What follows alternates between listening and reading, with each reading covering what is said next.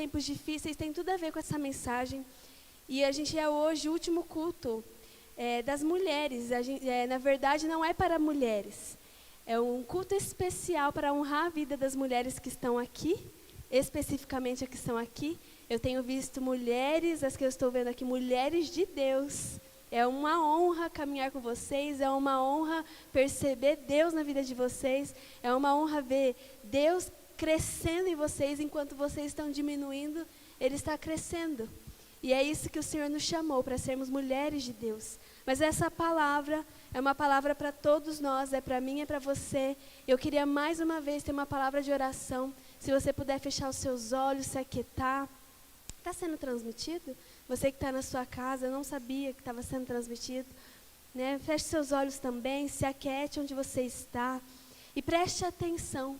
Aqueles que têm ouvidos para ouvir, ouça o que o Espírito está querendo dizer para você nessa noite. Eu creio que há algo dos céus para ser liberado na sua vida. Então você que está aqui, você pode ficar bem tranquilo, você está na casa do seu Deus, você pode ficar bem tranquilo, bem tranquila, para a gente receber daquilo que o Senhor quer nos dar. Senhor, obrigada pelo privilégio que nós temos de compartilhar uma palavra livremente. Aqui em Maringá nós temos esse privilégio de poder falar da Tua palavra livremente, sem que ninguém nos machuque, sem que ninguém nos cause dano. E eu oro, Pai, repreendendo toda ação de Satanás, para distorcer aquilo que o Senhor está querendo nos dizer, que vem causar dúvidas nos nossos corações, que vem causar distrações agora nas nossas vidas. Eu repreendo toda a ação de Satanás em nome de Jesus e declaro o Teu reino, Jesus, estabelecido neste lugar. E é por isso que os Teus anjos, o Teu Espírito tem liberdade neste lugar, que o Espírito de revelação, o Espírito Santo agora toque na nossa mente e que a nossa mente esteja cativa à Sua mente, Jesus. Eu oro e Te agradeço em nome de Jesus. Amém. Amém, queridos. Em 2017, alguns anos atrás, eu fui em vários congressos, eu e o pastor Vitor. Foi um ano em que nós fomos em mais de 5 congressos, se eu não me engano. A gente bateu o nosso recorde, porque a gente chegou aí para Curitiba, Brasília, São Paulo, a gente foi? Eu não me recordo, mas a gente foi para alguns lugares, Laranjeiras do Sul. Inclusive, lá em Laranjeiras do Sul, quando a gente chegou para o congresso, que eu acho que foi o último congresso que a gente participou naquele ano, nós chegamos um pouco em cima da hora para o culto e um pastor já estava ministrando uma palavra. Esse pastor é um pastor conhecido no nosso meio, não sei se você já ouviu falar dele, mas ele se chama Elias Dantas. Ele é um dos homens aqui no Brasil que, por exemplo, ele está trazendo ucranianos refugiados para o Brasil. Ele está intermediando isso. Através da vida dele, ele é um homem de Deus. E ele é um homem que é muito usado em relação às pessoas, diretamente aqueles que estão sendo oprimidos, aqueles que estão sendo injustiçados pelo sistema, pelo governo, enfim. Deus levantou esse homem e eu tive o privilégio de ouvi-lo algumas vezes. Mas nesse dia, ele falou uma frase e essa frase nunca mais saiu do meu coração. Eu acredito que é essa frase que tem mantido o ministério dele. E ele falou assim, que tempos de crises são tempos de incríveis oportunidades. Ele falou essa frase e ele continuou uma história. Vocês vão me perdoar. Eu não me lembro muito bem que país em que ele foi visitar. Mas havia mulheres naquele país que haviam sido maltratadas. E nesse castigo que elas sofreram, a face delas, a fisionomia delas foi castigada, foi deformada, porque eu não me lembro em que país, eu não me lembro por que elas foram castigadas por isso. E eu me lembro que ele falou assim, essas mulheres, elas só precisam que Deus levante pessoas para ir até elas e falar para essas mulheres do valor que elas têm. E aquilo marcou a minha vida, e naquele momento eu tive certeza do que Deus estava me chamando, e o Senhor falou, eu vou ser uma voz na vida de pessoas que precisam descobrir quem elas são em Deus, quem elas são em Jesus. E naquele dia, o Senhor falou comigo, e eu falei para o Vitor, eu quero ir para esse país, e já fui muito afobada, mas eu entendi que primeiro algo precisava acontecer em mim. Algo precisa acontecer em você primeiro, antes que você viva aquilo que o Senhor tem para a sua vida. Amém por isso? E eu louvo a Deus por isso, eu agradeço a Deus por isso, porque a gente até conversou um pouco hoje na escola de líderes, porque se a gente trabalhasse naquilo que Deus chamou para a gente trabalhar, sem estar preparado para isso, talvez isso iria nos matar. Talvez essa oportunidade iria nos matar. Mas acontece que hoje eu quero falar com vocês que tempos de crises são tempos de incríveis oportunidades. E é o ano da oportunidade, eu lembrei dessa frase durante essa semana, e eu falei, tem tudo a ver que o Senhor está ministrando no meu coração. E eu não sei se você sabe, mas crise, biblicamente falando, a perspectiva do céu é o seu momento, é o meu momento da gente crescer, é o nosso momento da gente amadurecer. E as nossas dificuldades que nós estamos enfrentando, ela está produzindo algo em nós, ela está produzindo algo em você. Então eu e você, nós temos duas alternativas. Ou nós colocamos a lente do Senhor nos nossos olhos e olhamos para as nossas situações e olhamos para essas difíceis situações pensando, puxa, isso é uma situação, logo ela vai acabar, mas o que o Senhor está querendo me ensinar com essa situação? Ou eu deixo essa situação definitivamente me matar, me desanimar, me desamparar, e principal, que principalmente muitas vezes, as coisas difíceis que acontecem na minha vida e na sua vida, elas nos desanimam a ponto da gente desistir de algo. Não é verdade? Se a gente está num trabalho, num ambiente de trabalho, lá a gente está com muita crise, está passando por muita dificuldade, a gente não está se dando bem, mas é o propósito de Deus você estar nesse lugar. Se você não saber lidar com isso, se você não entendeu por que isso está acontecendo, se você não está entendendo que Deus está produzindo algo dentro de você, talvez você desista desse trabalho. É assim também na nossa vida com Deus. É também assim na nossa vida dos nossos familiares. Quantos casamentos eu vi Deus restaurar? E Deus só teve que restaurar porque esses casais estavam passando por crise, certo? Eu e o Vitor temos crises às vezes, e nós precisamos de pessoas que nos ajudem, certo? Mas no meio dessas crises, muitos casais desistiram dos seus casamentos. Mas eu vi Deus restaurar esses casamentos também, muitos casamentos. Então, tempos de crise são tempos de incríveis oportunidades. Resumindo bem, a história de Jó, se a gente vê a história de Jó, a gente vai perceber que isso é uma verdade. Que as dificuldades, as crises, elas estão produzindo algo em nós. O Senhor, Ele usa muitas dessas situações para trabalhar algo em mim e em você. Se a gente for olhar para o livro de Jó, eu não sei se você já leu, eu esses dias até comentei com o Vitor, falei, eu definitivamente entendi o livro de Jó. Eu não sei quantas vezes eu já li esse livro, mas mais de 5 vezes eu provavelmente já li. E toda vez que eu chego no livro de Jó, eu falo, nossa, vamos lá, o livro mais chato da Bíblia. Eu prefiro ler as genealogias, eu prefiro ler, sabe, cada detalhezinho da arca, mas o livro de Jó, falo, chatão, eu sou aquela. Mas vamos lá, vamos ler o livro de Jó. Quero entender.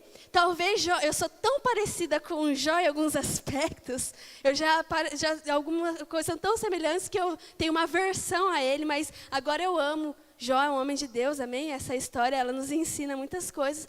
E a primeira coisa que eu percebo na vida de Jó é que no capítulo 1, na verdade, já resume tudo que a gente precisa saber sobre esse livro, sobre esse homem, sobre o que Deus está fazendo na vida dele. E a primeira coisa é, Deus, Ele está... Posso falar com as minhas linguagens? Vocês vão ficar escandalizados, mas Deus, Ele está lá no céu, né? Está lá numa conversa, num bate-papo com os anjos. Aí chega Satanás. Vocês já ouviram falar de Satanás? Né? Chega, Satanás, como diz a minha sobrinha. E Deus pergunta para ele, onde você estava, Satanás? Ele fala, eu estava aí no mundão, estava andando por aí, no mundão. Aí Deus fala, você estava no mundo e você viu meu servo Jó? Ele é íntegro. Ele é um homem de Deus. Aí Satanás fala, é claro que ele é um homem de Deus, é claro que ele é íntegro, ele tem dinheiro, ele tem família, ele tem filhos bonitos, ele tem uma esposa, ele tem tudo que o mundo proporciona para nós do bom e do melhor. Fama. Jó tinha todas essas coisas. Daí Satanás, ele tem a petulância de deduzir que Jó só servia a Deus por causa disso. Se quiserem deixar a Catarina sair, não tem problema. Mas Satanás, ele fala isso para Deus. É verdade, é claro que ele é íntegro. Ele tem tudo que ele precisa. Ele tem tudo que satisfaça ele. Aí Deus fala, olha, assim, bem a grosso modo, talvez isso vai gerar alguma confusão no coração de vocês, mas essa não é a intenção. Mas Deus fala, olha, você pode até tocar nas finanças de Jó, você pode tocar na família dele, você pode tocar na saúde dele, você pode tocar na vida dele, na saúde dele, mas a vida dele me pertence. Nessa você não pode tocar. E Deus é quem chama Jó de íntegro. É Deus quem sabe quem Jó é. E Satanás vai e arranca tudo, literalmente, de Jó. Família, saúde, finança. Só fica uma mulher que duvida de Deus e duvida do próprio Jó. Então, essa mulher outra coisa, né? Ela e nada seria melhor nada, porque ela mais desanimou Jó do que ela encorajou. E para piorar, a história de Jó tem 3 amigos, nada legais. A Bíblia fala que eram 3 amigos tóxicos. Talvez na nossa vida tem pessoas tóxicas que a gente chama de amigo, e eu quero fazer com que você ore e perceba isso na sua vida. Eu não, né? O Espírito Santo. Porque Deus nos livrou até mesmo disso. Mas esses amigos de Jó, o que eles começam a falar que Jó tinha feito para estar sofrendo? Pecado. Os amigos de Jó falam, sabe por quê você está nessa situação, Jó? Porque você é um pecador. Porque você pecou. Você fez algo de errado, hein? Quem diria? Alguns deles falam, você violou a religião, a doutrina, as tradições, você não valorizou as tradições. E Jó ele continua se defendendo e falando, eu não pequei. Disso eu tenho certeza. Talvez Deus devia amaldiçoar o dia que eu morri, o dia que eu nasci. Talvez Deus devia, tirar minha vida, mas pecar não pequei. Sabe quem chamava Jó de íntegro? Deus. Não era Jó que se disse íntegro. O próprio Deus olhava para Jó e falava, é um homem íntegro. Há integridade em Jó. E Jó passou por tudo isso. E Jó dá também umas mancadas, porque ele tem alguns questionamentos. Quem nunca, né? Quem nunca questionou a Deus? E no final, Jó, ele tem um encontro com Deus. E ele fala para Deus, antes eu ouvia só falar de você, Senhor, mas agora eu consigo te ver. Ele teve uma experiência, e sabe qual foi essa experiência que Jó teve? A grosso modo, foi assim, eu estava passando por isso, e o Senhor estava produzindo algo na minha cerveja, porque as pessoas, olha, passou um homem por aqui, e ele nos curou desses vícios. Então, tempos de crises, homens e mulheres que estão me ouvindo, são tempos de incríveis oportunidades. Mas acontece que existe uma crise, que definitivamente vai te impedir de viver tudo que o Senhor tem para a sua vida. E essa crise é a crise de identidade. Essa pega, porque essa diz respeito a nós mesmos. Talvez a crise que você está enfrentando pode ter um impacto não só na sua vida, mas pode também ter um impacto na vida das pessoas. E se for uma crise de identidade, Deus vai tratar hoje na sua vida. Amém? A crise, ela pode nos capacitar, nos encorajar e nos dar uma fé, se a gente olhar com as lentes de Jesus. E a crise do século é a crise de identidade.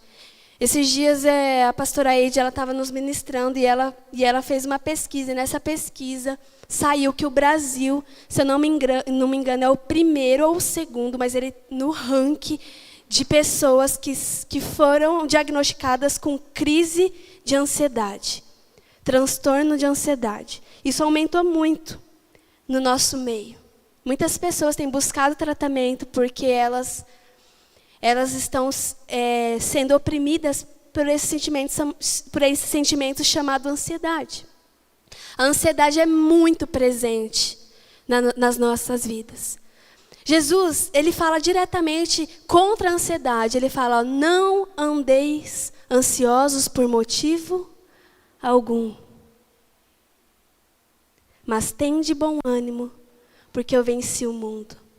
Então, porque se a gente tem andado ansioso, o que está deixando, o que está causando isso na nossa vida? A ansiedade, ela age diretamente também na nossa identidade. A ansiedade, ela nos limita. A ansiedade faz a gente pensar que a gente não tem capacidade. A ansiedade faz a gente pensar que não é para nós. A ansiedade faz a gente tomar decisões precipitadas. A ansiedade simplesmente age na minha vida e na sua vida.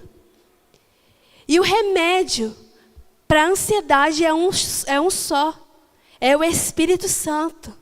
Talvez muitas pessoas vão precisar de um tratamento com medicações, com psicólogos. Não há nada contra isso.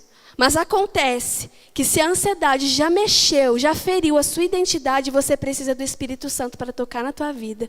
E Deus transformar isso em você e em mim. Jesus, ele age diretamente na minha crise de identidade. Porque a gente tem um encontro com Jesus e a gente fala para ele, eu sou ruim. Ele fala, você é boa. Aí eu falo, não, eu sou mentirosa. Ele fala, não, você é de verdade. Aí eu falo, eu sou feia. Ele fala, você é bonita. Ele fala, eu não vou conseguir. Ele fala, você vai conseguir. Jesus é o maior encorajador, o maior fã que a gente tem. Ele é tão nosso fã que ele deu a vida dele por nós. Pense bem. Então, todas as vezes que a gente tem um encontro com Jesus, a gente tem um choque de realidade, porque ele tem uma visão sobre nós e a gente precisa adotar essa visão para as nossas vidas, definitivamente. A gente precisa pensar ao nosso respeito como ele pensa ao nosso respeito.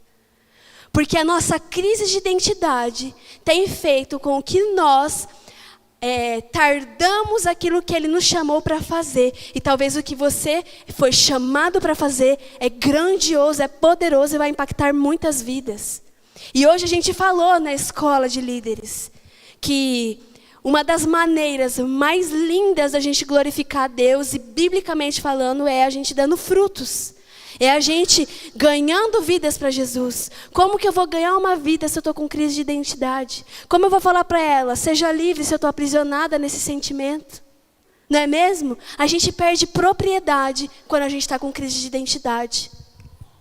Então a gente precisa deixar Deus agir na nossa identidade. Sabe por que eu estou falando isso? Falei, Deus, a gente já está cansado de falar de identidade. Deus falou assim, tem muita gente ainda com crise de identidade. Eu falo, puxa, eu estou com crise de identidade. Deus fala, tá, e está na hora de mudar.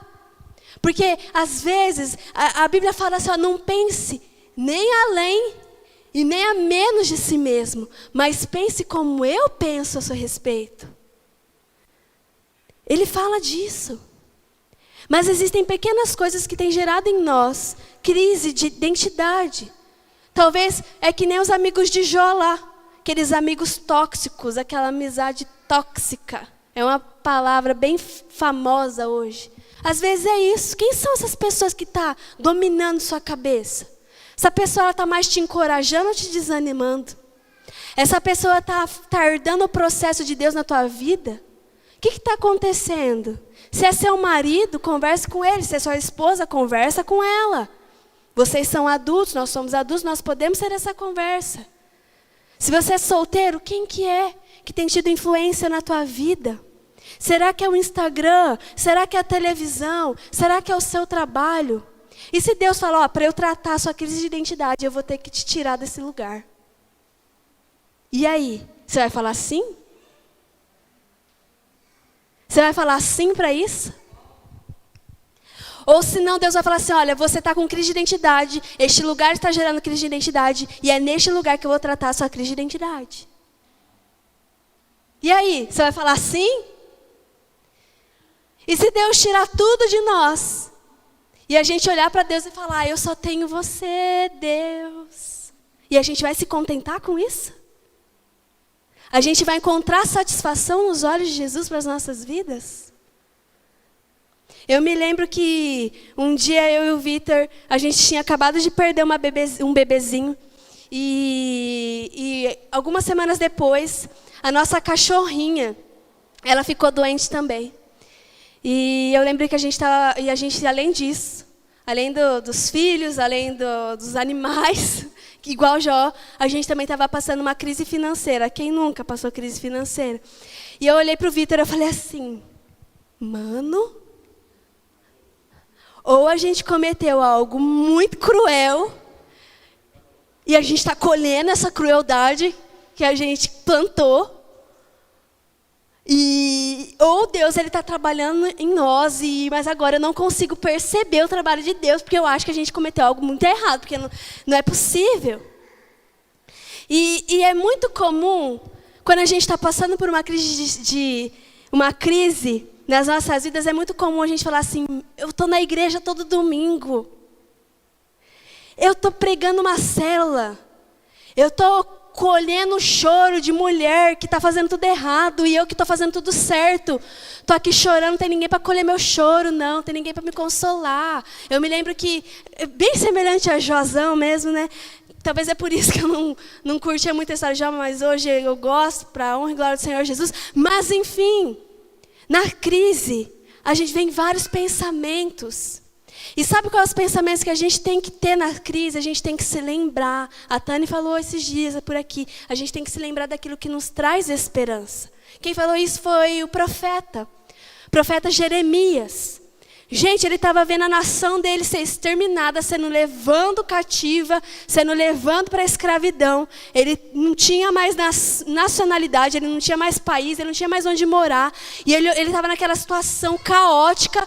E ele começa falando, está tudo caótico, está tudo um caos, eu não sei mais o que vai acontecer. Aí ele fala, mas eu, porém, vou me recordar, eu vou me lembrar daquilo que me traz esperança, pois as misericórdias do Senhor se renovam a cada manhã, grande é a tua fidelidade. Não teve uma crise que você e eu passamos que Deus deixou de ser fiel.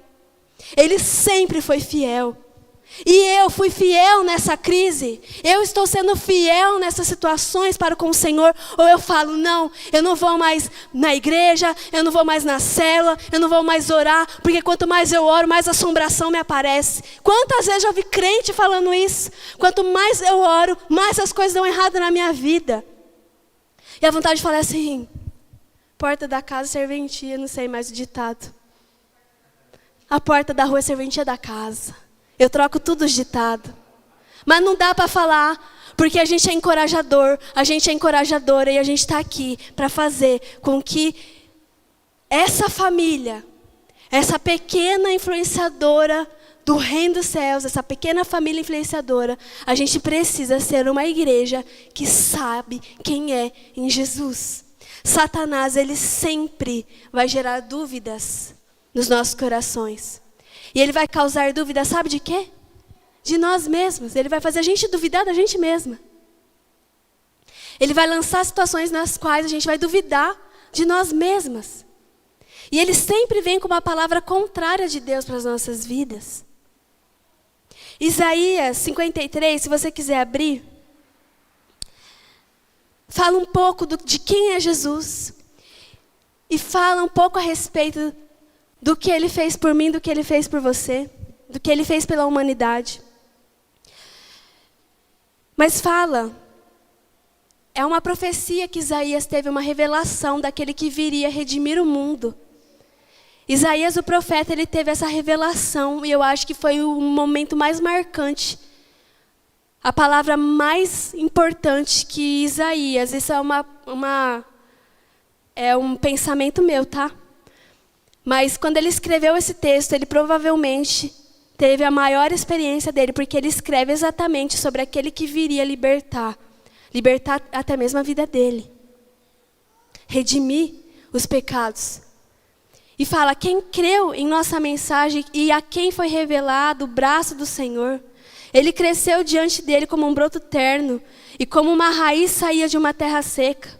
Ele não tinha qualquer beleza ou majestade que nos atraísse. Nada havia em sua aparência para que o desejássemos. Foi desprezado e rejeitado pelos homens. Um homem de dores experimentado no sofrimento. Como alguém de quem os homens escondem o rosto foi desprezado.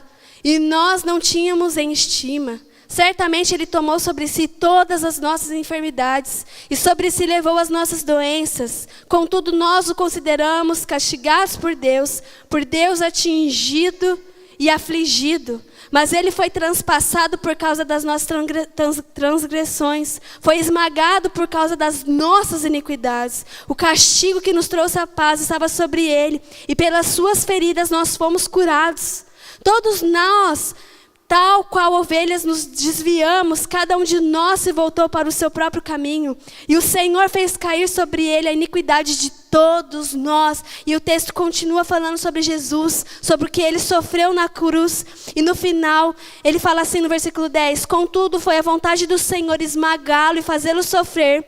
E embora o Senhor tenha feito da vida dele uma oferta pela culpa, ele verá sobre prole e prolongará os seus dias, e a vontade do Senhor prosperará em sua mão. Depois do sofrimento de sua alma, ele verá a luz e ficará satisfeito pelo seu conhecimento.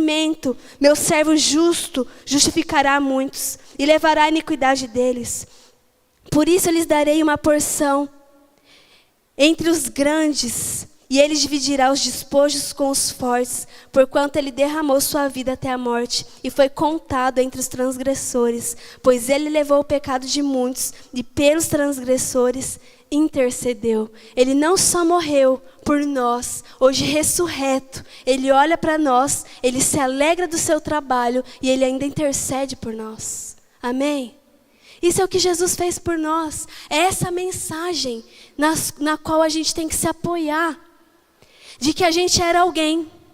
E essa antiga identidade foi completamente renovada depois que a gente se encontrou com Ele. E principalmente depois da obra que Ele realizou na cruz por mim e por você. Existe uma mulher,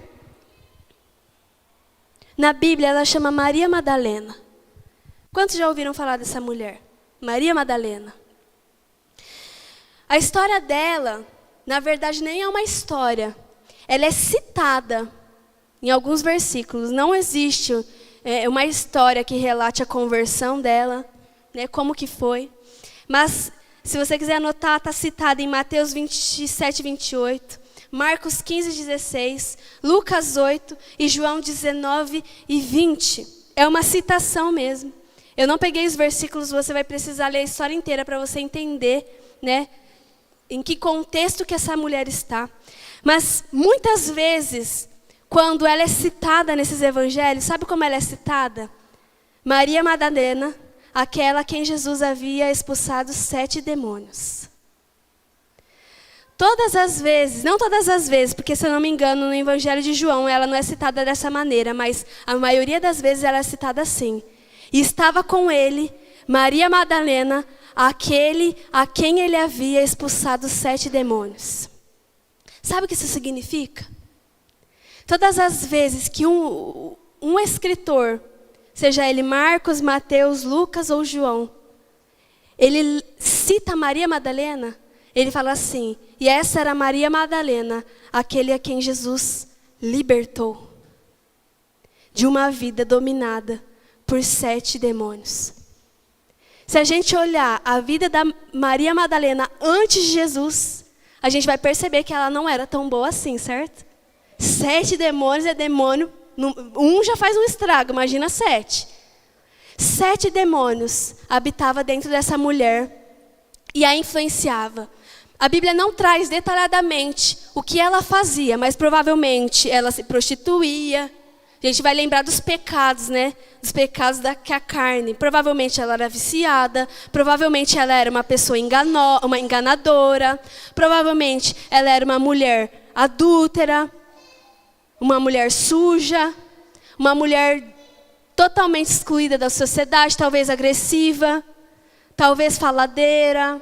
Não sei. Ela era dominada por 7 demônios. E se a Bíblia fala que ela era assim, a gente entende que ela não era tão boa assim. Ela era ruim pra caramba, assim como muitos de nós somos. Mas talvez a gente não tenha 7 demônios nos perturbando. Ela tem 7 demônios que perturbavam a vida dela e tinha influência na vida dela. Alguma coisa aconteceu na vida dela que ela deu legalidade e esses demônios entraram e influenciaram a vida dela. Mas a Bíblia fala: Maria Madalena, aquela a quem Jesus havia expulsado 7 demônios. A maioria das vezes que você vê, a maioria das vezes não, nas 4 vezes, nos 4 evangelhos, quando você lê sobre ela, depois que ela havia sido expulsa dos 7 demônios, ela se tornou uma discípula fiel de Jesus. Porque todas as vezes que seu nome é citado, ela está no mesmo ambiente que Jesus está. Então ela não é só liberta. Ela não foi só liberta. Ela foi transformada. E essa transformação gerou nela um desejo de seguir o seu mestre, o seu amado mestre, que era Jesus. E ela se tornou uma fiel discípula. Não dá para falar que Maria Madalena era uma seguidora. Ela era uma fiel discípula. Agora abra comigo a sua Bíblia em João capítulo 20. Eu estou caminhando para o fim.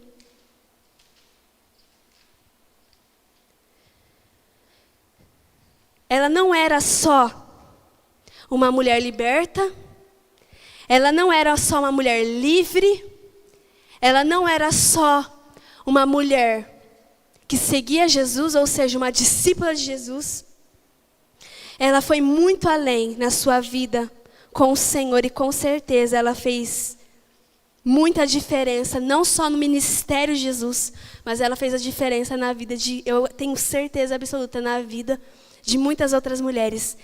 Se você já assistiu The Chosen, lá vai falar sobre um pouco da história dela. É claro que muitas coisas que tem no The Chosen, até em relação, né, à vida dela, não estão contadas, relatadas na Bíblia, mas lá a gente consegue ter uma percepção de quem era Maria Madalena, certo? E no João capítulo 20, aqui fala sobre a ressurreição de Jesus. E eu vou ler a partir do versículo 1. Vocês estão comigo? Amém?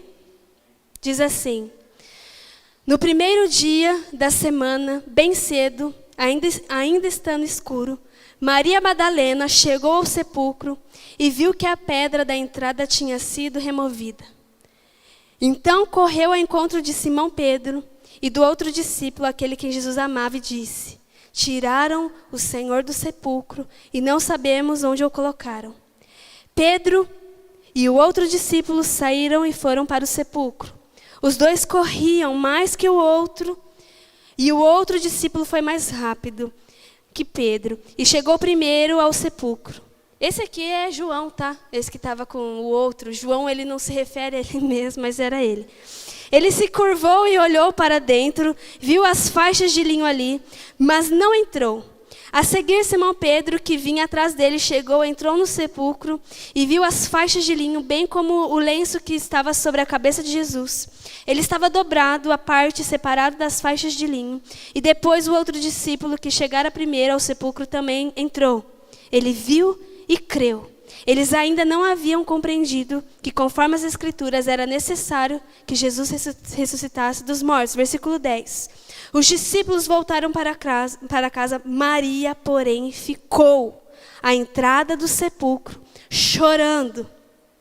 Enquanto chorava, curvou-se para olhar para dentro do sepulcro e viu 2 anjos vestidos de branco, sentados onde estivera o corpo de Jesus, um à cabeceira e outros aos pés. Eles lhe perguntaram: Mulher, por que você está chorando? Levaram embora o meu Senhor, respondeu ela. E não sei onde puseram. Nisso ela se voltou e viu Jesus ali em pé, mas não o reconheceu. E disse ele: mulher, por que está chorando? Quem você está procurando? Pensando que fosse o jardineiro. Ela disse: se o Senhor o levou embora, diga-me onde o colocou e eu o levarei. Jesus lhe disse: Maria. Esse versículo aqui já faz eu chorar. Porque ela ali está numa situação triste. E ela olha, ela até dá uma olhada assim, e ela confunde Jesus com um jardineiro, ela nem dá tanta importância. Mas na hora que Jesus chama o nome dela, fala: Maria. Olha só o que acontece. Então, voltando-se para ele, Maria exclamou em aramaico, Rabone, que significa mestre. Jesus disse: não me segure, pois ainda não voltei para o Pai. Vá, porém, aos meus irmãos e diga-lhes: estou voltando para o meu Pai e Pai de vocês, para Deus e Deus de vocês. Maria Madalena foi e anunciou aos seus discípulos: eu vi o Senhor, e contou o que ele lhe dissera. Queridos, quando a gente lê esse texto, como eu disse, a gente não vê mais Maria Madalena, aquela que o Senhor havia expulsado 7 demônios, ou seja, que era livre e liberta. A gente não vê Maria Madalena como uma mulher que foi transformada para ser uma seguidora de Jesus. Porque se a gente está vendo como a nossa crise de identidade impede isso, Maria Madalena, ela podia muito bem olhar para si mesma e falar assim: eu era a pior das mulheres que havia aqui, ó, nessa Judéia, nessa Cananéia, nesse Galileu aqui, ó, nessa Galileia. Ela tinha todas as razões para pensar assim. Mas acontece que Jesus livrou ela e transformou a crise de identidade dela. Jesus, ele foi além. Ele transformou a própria Maria Madalena em uma nova mulher. A Bíblia fala: se alguém está em Cristo, nova criatura é. As coisas antigas se passaram, não existem mais, já foi, acabou. Eis que surgiram coisas novas. Está em 2 Coríntios, capítulo 5, versículo 17. Maria Madalena não era só livre, ela não era só discípula, ela era além, ela era apaixonada por Jesus. E essa história só retrata essa paixão que ela tinha por ele. E o segredo da gente vencer as crises de identidade na nossa vida é a gente estar apaixonada por Jesus. Porque só Ele tem palavras de vida eterna para nós. E só Ele sabe quem a gente verdadeiramente é. Então a gente precisa olhar para os olhos dele e compreender o que Ele está pensando a nosso respeito. O que Jesus pensa ao seu respeito. E Maria Madalena está ali. E ela reconhece o seu mestre quando ele a chama pelo nome. Fala: Maria. Aquela doce voz fala: Maria. Ele nos chama pelo nome. E Maria aceita esse chamamento. Outros evangelhos falam que Jesus, ele podia muito bem ter aparecido para o Pedro e aquele outro que estava com Pedro, que é João, não é mesmo? Podia ter aparecido para eles, mas Jesus resolve aparecer para Maria Madalena. Aquela que não abandonou ele. Aquela que não deixou nunca mais, depois que teve a sua vida transformada. Aquela que chorava no seu sepulcro porque estava com saudade do seu mestre. E aquela que reconhecia a voz de Jesus no meio de muitas outras vozes. E aquele momento de crise, de tristeza, fez ela perceber que o mestre dela estava cumprindo uma palavra que ele estava ensinando para ela e seus outros discípulos. Eu ainda não ressuscitei, eu ainda não fui ao meu Pai, mas vai e diga aos outros que você me viu, que eu estou aqui e que eu vou ao encontro deles. Gente, isso é fascinante. Isso aí eu não sei se você se impressiona com isso, mas isso acaba com o meu coração. Porque eu falo, se não for para ser assim, eu não sei mais o que é para a gente ser. Você consegue me entender? Queridos, esse é o ano das oportunidades. E no começo do ano, o Senhor me deu uma palavra muito clara a respeito disso. Ele falou para mim assim: filha Jéssica, líder Jéssica, pastora Jéssica, você Assim como esse ano é o ano de oportunidade, você tem algumas responsabilidades. E uma delas eu quero que você anuncie. Porque assim como é o ano da oportunidade, eu vou ter muitas oportunidades para os meus filhos. Muitas portas vão se abrir e eu quero que eles vivenciem cada uma dessas oportunidades. Porém, há muitas oportunidades que meus filhos, por eles estarem passando por crises, por eles verem que os outros estão com crise, porque eles estão focados na situação que eles estão passando, vão surgir algumas oportunidades e eles vão pensar que essa oportunidade é minha, mas não é, mas é uma estratégia que Satanás tem para desviar eles dos meus caminhos. E eu te pergunto, qual é a oportunidade que o Senhor está te dando? E qual é a oportunidade que você acha que é Deus que está te dando? Porque o achismo é contrário à fé. É contrário a uma certeza. Então eu tenho que falar para vocês que muitas oportunidades vão parecer ser muito boas, vão parecer ser de Deus, mas elas vão desviar você dos propósitos que Deus tem para a tua vida. E você ainda vai ver essa oportunidade falando que Deus te deu essa oportunidade. Amém? Ou misericórdia? Misericórdia nesse caso. A gente precisa de Jesus. Toda oportunidade que a gente tiver vai aflorar o meu relacionamento com Jesus, certo? Então, Jéssica, antes que você termine essa mensagem, você me deixou confusa, me deixou confuso. Como que eu posso saber se é uma oportunidade de Deus? Primeiro, você vai ter oportunidade de glorificar o nome de Deus. Segundo, essa oportunidade não vai te afastar dele, não vai te afastar da igreja, não vai te afastar daqueles que estão cuidando de você, certo? Porque não tem como a gente viver uma oportunidade, essa oportunidade nos afastar de Deus e das coisas que diz respeito a Ele. É ou não é? Então, antes de viver uma oportunidade, saiba quem você é. E Deus, Ele tem palavras verdadeiras ao nosso respeito e glória a Deus por isso. E a gente vai viver grandes oportunidades, porque a nossa identidade não está sofrendo crises, porque a gente sabe quem a gente verdadeiramente é em Deus. A gente pode olhar para nós mesmos e falar, eu sou podre. Mas Jesus fala, toda podridão que está eu arranquei. E agora, assim como a minha serva Maria Madalena, você é liberta, você é livre, você é transformada para transformar outras pessoas. E você está aqui, ó, coladinho em mim. E é isso que nos importa. Amém? Queridos, eu sei que o Senhor falou algo com você. E neste momento de oração, de intercessão, eu oro para que se levantem mulheres e homens desejosos a renunciar algumas coisas para viver algo extraordinário de Deus. A renúncia, ela é muito importante na vida de um cristão. A gente acabou de ler Isaías capítulo 53, que Jesus ele abriu mão da sua glória, ele abriu mão da sua integridade, da sua fama, ele abriu mão, né, de tudo.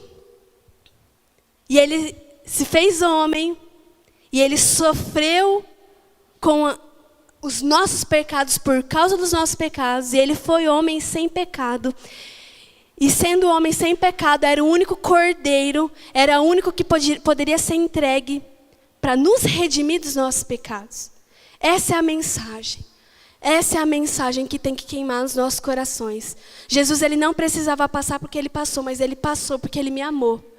E se ele me amou, a gente nunca vai conseguir, mas a gente tem a chance e a oportunidade de retribuir esse amor. E talvez você vai retribuir esse amor sendo apaixonado por Ele e vivendo debaixo da vontade dEle. Amém? Quero orar com você? Se a gente puder ter um tempo bem gostoso de intercessão, porque eu preciso que você dê uma resposta a essa mensagem. Se você puder fechar os seus olhos, você pode se colocar de pé.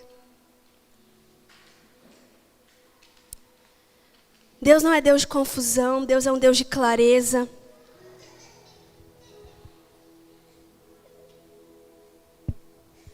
Deus é um Deus de paz, é um Deus de tranquilidade, é um Deus maravilhoso.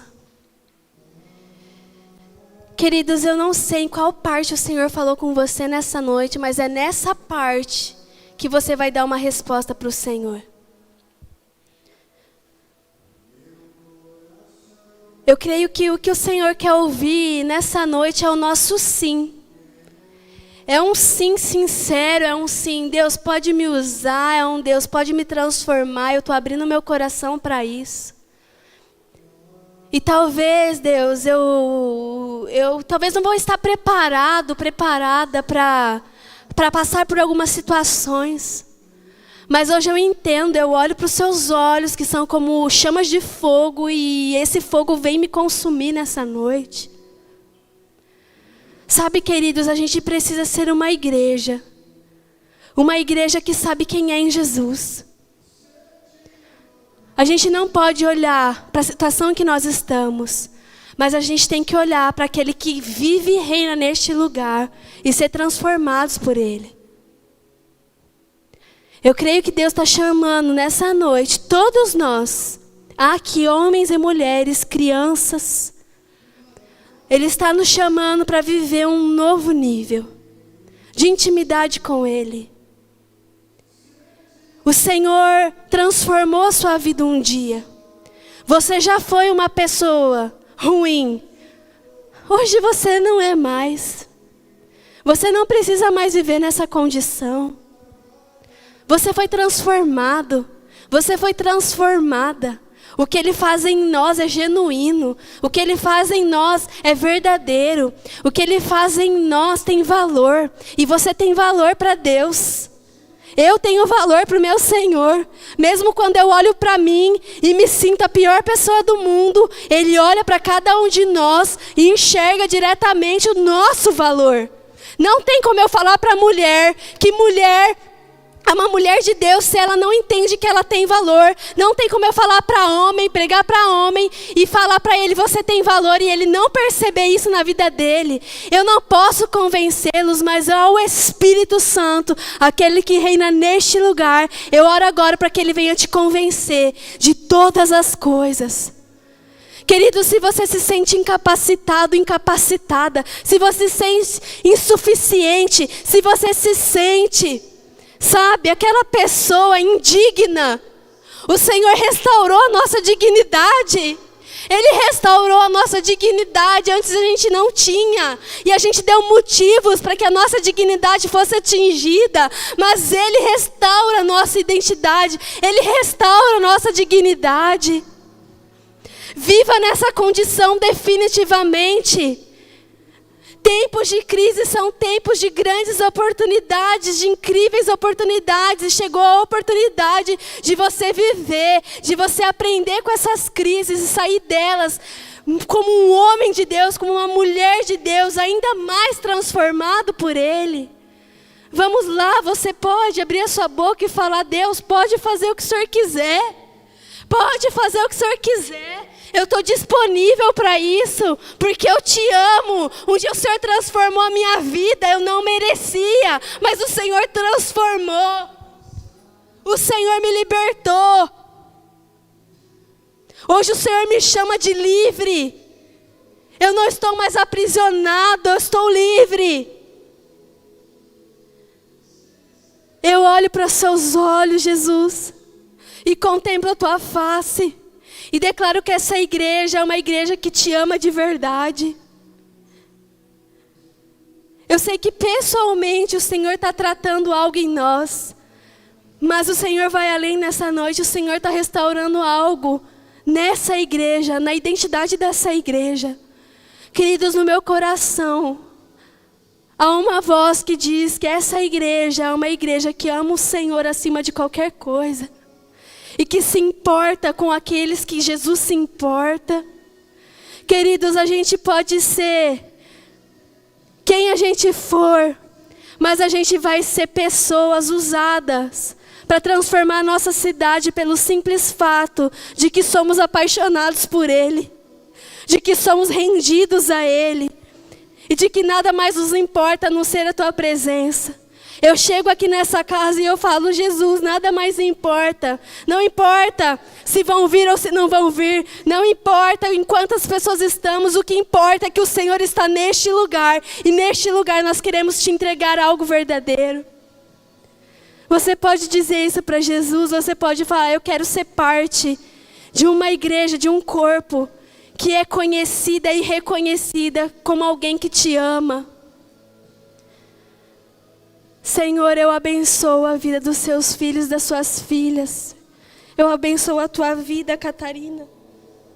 Eu abençoo a vida das crianças, que elas cresçam num ambiente em que vem em nós pessoas apaixonadas pela tua presença, doce Espírito. Eu vou parar de orar um pouquinho, mas eu quero que você agora, em onde você está, você tenha o seu momento com Deus. E depois eu quero chamar o pastor para vir aqui e encerrar esse momento. Vamos lá. Contemple a face de Jesus. Feche os seus olhos e deixa Ele agora tocar na sua vida.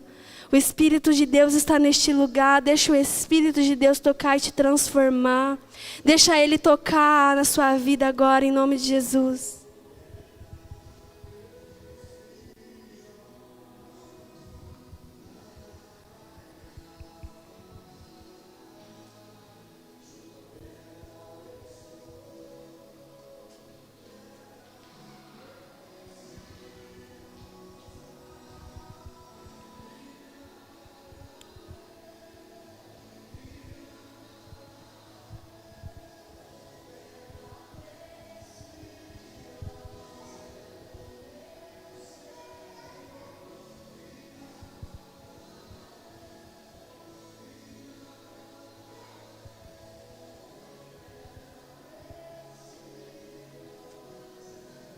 Senhor, nessa noite nosso coração se derrama na sua presença, Senhor. Nós nos colocamos mesmo diante do Senhor e entendemos, Deus, que o Senhor olha para nós de forma particular, Deus. E do mesmo jeito, de forma particular que o Senhor olha para nós, trabalha nas nossas vidas, o teu chamado para nós é particular, Deus. Deus, que nessa noite, Pai, haja no mundo espiritual, Senhor, um destravar sobre a vida de cada filho e filha seu que está sendo ministrado, em direção, Senhor, ao propósito que o Senhor chamou. Aqueles que são uma voz, que o volume dessa voz seja aumentado. Aqueles que são profetas, que a intensidade das profecias, Senhor, seja potencializada. Senhor, em nome de Jesus, nós temos nos posicionado, Senhor, em direção ao propósito do Senhor para nós, de forma específica. Deus, eu peço de forma particular, em cada um de nós, que haja agora, Senhor, um chamado para um degrau mais alto, um puxar do Senhor para mais perto, para um nível mais alto, Senhor. Pai, que sabendo da nossa identidade, nós vamos ousar falar em Teu nome. É isso, Deus, que nós oramos, é isso que eu libero sobre cada filho, sobre cada filha do Senhor nessa casa, nessa noite, Deus, em nome de Jesus. Amém. Amém. Você pode se assentar. Nós temos